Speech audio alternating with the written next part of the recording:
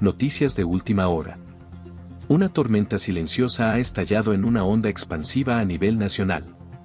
Amazon, el mercado en línea más grande del mundo, enfrenta un desafío sin precedentes en sus 3 décadas de existencia. Y todo empezó con los aranceles.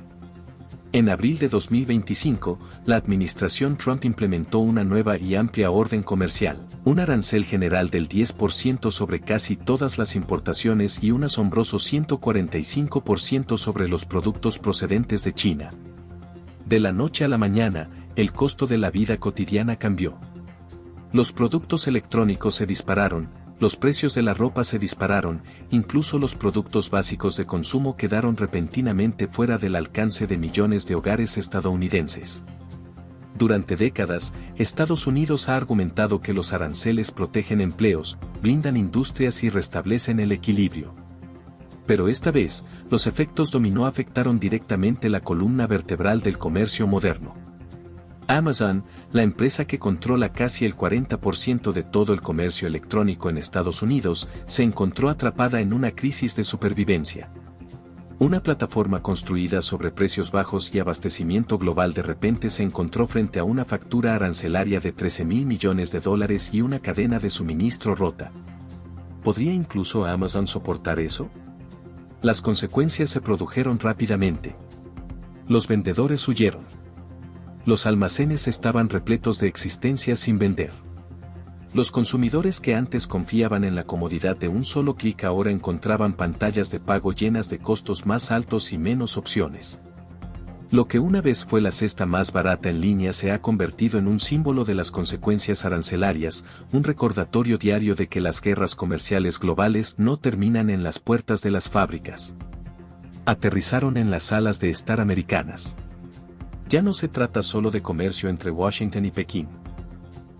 Se trata de cómo un arma económica diseñada para defender a los trabajadores estadounidenses ahora amenaza con desmantelar el mismo sistema que los estadounidenses utilizan para comprar, vender y vivir. La historia de Amazon en 2025 es más que una lucha corporativa. Es un estudio de caso sobre cómo las decisiones políticas tomadas desde arriba resuenan en cada calle principal, en cada hogar y en cada sueldo. Así que aquí está la pregunta. Cuando los aranceles chocan con los gigantes tecnológicos, ¿quién paga el precio final? ¿Las corporaciones, los gobiernos o las personas atrapadas en el medio? Quédate con nosotros mientras descubrimos las mecánicas ocultas de estas consecuencias. Y si este análisis te parece revelador, no olvides darle me gusta, compartirlo y suscribirte. El siguiente capítulo revela cómo la columna vertebral digital de Amazon Estados Unidos se encuentra al borde de una crisis que nunca vio venir. Los números no mienten. En junio de 2025, el modelo de Amazon de entregas rápidas y de bajo costo, el ADN mismo de su imperio, estaba bajo ataque directo. Los aranceles no solo aumentaron los precios, sino que dañaron los cimientos de la empresa. De la noche a la mañana, productos que definieron la comodidad cotidiana. Los precios de los teléfonos inteligentes, electrodomésticos y material escolar aumentaron entre un 20 y un 25%. Lo que antes parecía barato e instantáneo ahora parecía costoso e incierto. Dentro de la sede de Amazon en Seattle, el dilema era brutal. Absorber los miles de millones y las pérdidas y mantener los precios estables, o pasar el costo a los clientes y correr el riesgo de alienar a los mismos hogares que construyeron la marca. Cualquiera de las dos opciones es un corte profundo. Los analistas estimaron que Amazon podría perder $5.700 millones en solo 2 trimestres si mantenía su postura. Sin embargo, aumentar los precios significó empujar a millones de estadounidenses, desde estudiantes universitarios en Ohio hasta familias en Texas, hacia alternativas más baratas o incluso a abandonar las compras en línea por completo. La empresa quedó atrapada en un vicio de su propia escala. Y no se trataba solo de márgenes de beneficio. Wall Street tembló. Las acciones de Amazon, otrora un pilar confiable del Nasdaq, cayeron casi un 12% en una sola semana. Los mercados de crédito alertaron sobre la exposición a la deuda de la cadena de suministro. Los competidores minoristas olieron sangre, pero ni siquiera ellos pudieron escapar del impacto arancelario, lo que demuestra que este era sistémico, no solo corporativo. Los efectos dominó alcanzaron los centros de envío en Kentucky, las ciudades con almacenes en Pensilvania y los centros de datos en Virginia. Economías locales enteras conectadas al ecosistema de Amazon de repente enfrentaron inestabilidad. A nivel mundial, la comparación fue clara. Los gigantes europeos del comercio electrónico como Zalando o el asiático Shopee no se enfrentaban a obstáculos arancelarios de esta magnitud. En Berlín los precios se mantuvieron estables. En Singapur, el envío fue más barato que nunca. Pero en Estados Unidos, la cuna del comercio minorista en línea, la llamada tierra de la eficiencia, ahora pagaban más, esperaban más y se preguntaban si la promesa del comercio instantáneo ya estaba rota. Este fue el momento en que la crisis de Amazon se convirtió en una historia nacional. No es una cuestión de si lo será, sino de qué tan grave será. Y mientras los hogares recalculaban sus presupuestos y los responsables políticos defendían la política arancelaria como patriótica, una verdad quedó en evidencia. El mercado más grande de Estados Unidos se enfrentaba a una tormenta que no podía controlar. Amazon está al borde del colapso. El próximo capítulo no se trata de crecimiento, se trata de supervivencia. El shock llegó rápido. En julio de 2025, Amazon no se limitó a reaccionar. Se trataba de reescribir las reglas mismas del comercio global. Los contratos con las fábricas chinas, que en el pasado eran la columna vertebral de su mercado, fueron rescindidos o renegociados apresuradamente. Los envíos que antes fluían sin problemas a través de Shenzhen y Shanghái, de repente resultaron demasiado costosos para sobrevivir con aranceles del 145%. Lo que siguió no fue una retirada, sino un giro de proporciones históricas. En menos de 8 semanas, Amazon redirigió miles de millones de dólares en pedidos a México, India y Vietnam. Países donde la mano de obra era más barata, los aranceles más livianos y los gobiernos estaban ansiosos por recibir la inversión de los gigantes tecnológicos. Se iniciaron las obras de construcción de nuevos almacenes en las afueras de Monterrey. Se firmaron nuevos contratos de producción en Bengaluru. Se reestructuraron las rutas de carga a través de Dangi Ho Chi Minh City. Lo que parecía una crisis se estaba transformando rápidamente en una reingeniería de la maquinaria logística más grande del mundo. No fue este un ajuste pequeño. Fue una reestructuración de $13,000 millones ejecutada con precisión militar. De la noche a la mañana, los horarios del transporte por carretera en América del Norte cambiaron. Se reescribieron las previsiones de tráfico portuario. Los corredores de carga de Los Ángeles a Long Beach vieron caer sus volúmenes mientras que los patios de contenedores en Manzanillo y Mumbai comenzaron a aumentar. Los economistas lo llamaron el cambio más rápido en la cadena de suministro corporativa de la historia moderna. Para los trabajadores sobre el terreno, desde los trabajadores del muelle en California hasta el personal de almacén en Nueva Jersey, el impacto fue inmediato y perturbador. Los efectos dominó se extendieron mucho más allá de las fronteras de Estados Unidos. En Europa, los analistas comerciales observaron de cerca, notando que la decisión de Amazon reflejaba la misma estrategia de diversificación que sus propias empresas habían adoptado durante guerras arancelarias pasadas. En Asia, competidores como Alibaba y Shopee vieron oportunidades, pero también riesgos, a medida que Amazon ingresaba a sus territorios con capital nuevo y urgencia. El mapa logístico mundial se estaba rediseñando en tiempo real y el papel de Estados Unidos en él se estaba reduciendo. ¿Qué significa esto para el ciudadano común y corriente estadounidense? Por cada dólar ahorrado en aranceles en el exterior, un camionero en su país corre el riesgo de perder un contrato. Por cada empleo fabril creado en Vietnam, otro en el Medio Oeste se vuelve incierto. Los aranceles destinados a defender a la industria estadounidense estaban obligando a su mayor minorista en línea a buscar en otra parte. El cambio de rumbo de Amazon fue vertiginoso en su velocidad, pero brutal en sus consecuencias. La cadena de suministro mundial acaba de tambalearse y las réplicas apenas están comenzando. Los números golpean como un martillo. A finales del verano de 2025, el tráfico de contenedores en los puertos de Los Ángeles y Long Beach, puntos de entrada de casi el 40% de las importaciones estadounidenses, se había desplomado en más de un 20%. Esa caída no fue solo una estadística. Significó menos turnos para los trabajadores del muelle, menos rutas para los camioneros y horas vacías para los equipos de almacén en todo el sur de California. Cada disminución del 10% en el volumen de contenedores se traduce en miles de empleos perdidos o horas recortadas para comunidades que ya viven de sueldo a sueldo. Las consecuencias fueron inmediatas y brutales. Imagínate esto. Grúas quietas bajo el sol del Pacífico. Patios de camiones medio vacíos en San Bernardino. Las luces del almacén parpadean mientras los gerentes recortan las horas extras. Las economías locales, construidas sobre el ritmo del movimiento de mercancías que entraban y salían de los puertos más activos de Estados Unidos, de repente se encontraron estancadas. Los aranceles que pretendían proteger a los trabajadores estadounidenses estaban en realidad reduciendo las mismas cadenas de suministro de las que dependían esos trabajadores. El dolor se extendió más allá de California. En Houston, Chicago y Newark, las empresas de logística informaron contratos cancelados y flotas inactivas. Las empresas de transporte sufrieron caídas de ingresos de 2 dígitos, lo que obligó a realizar despidos en estados como Ohio y Pensilvania. Incluso el efecto dominó en los restaurantes, gasolineras y pequeños negocios alrededor de esos centros fue innegable. Menos camioneros en la carretera significaba menos comidas compradas, menos galones bombeados y menos dólares en circulación. Mientras tanto, el contraste era evidente. Al sur de la frontera, México estaba en auge. En Monterrey y Tijuana, nuevas instalaciones de Amazon surgieron casi de la noche a la mañana.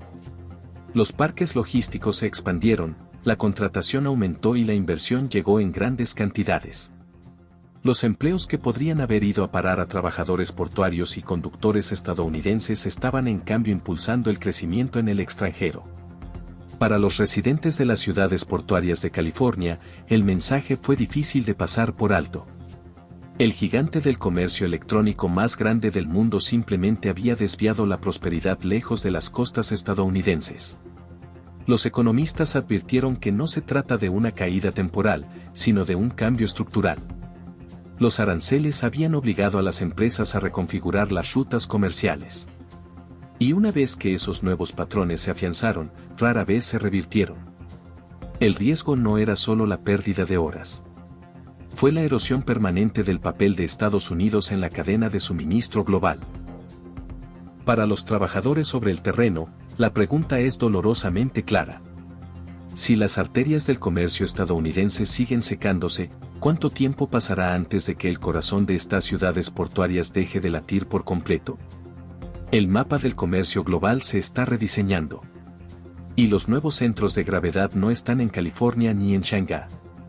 Están en Monterrey, Ciudad Ho Chi Minh y Bengaluru. A finales de 2025, México se había convertido en el sustento de Amazon. La proximidad al mercado estadounidense, la mano de obra barata y los acuerdos de libre comercio convirtieron la economía fronteriza en una potencia logística. El tráfico de contenedores a través de los puertos mexicanos aumentó casi 1/3 en un solo año. Almacenes en las afueras de Monterrey llenos de mercancías que antes se enviaban a través de Los Ángeles. Tijuana, que alguna vez fue una ciudad industrial, de repente se convirtió en un nodo de la red global de Amazon. El cambio fue rápido, visible e innegable. Vietnam fue el siguiente en ocupar el primer lugar, con productos electrónicos, prendas de vestir y artículos para el hogar que registraron un crecimiento de 2 dígitos. El país se posicionó como el nuevo Shenzhen. Las líneas de producción en Hanoi y Ho Chi Minh City funcionaron día y noche, produciendo de todo, desde teléfonos inteligentes hasta productos de cocina que apenas unos meses antes habían pasado por China. Para Amazon, el cálculo fue sencillo. Los aranceles en China significaron crisis, pero Vietnam significó continuidad. Y en menos de un año, Vietnam pasó de ser un proveedor secundario a una piedra angular del mercado en línea más grande del mundo. India completó el triángulo. Con una logística y una infraestructura en expansión y un sector tecnológico en auge, se convirtió en algo más que una oficina administrativa. Se convirtió en un proveedor de primera línea. Desde los textiles en Gujarat hasta la electrónica en Bengaluru, las fábricas de la India alimentan directamente las nuevas arterias de Amazon.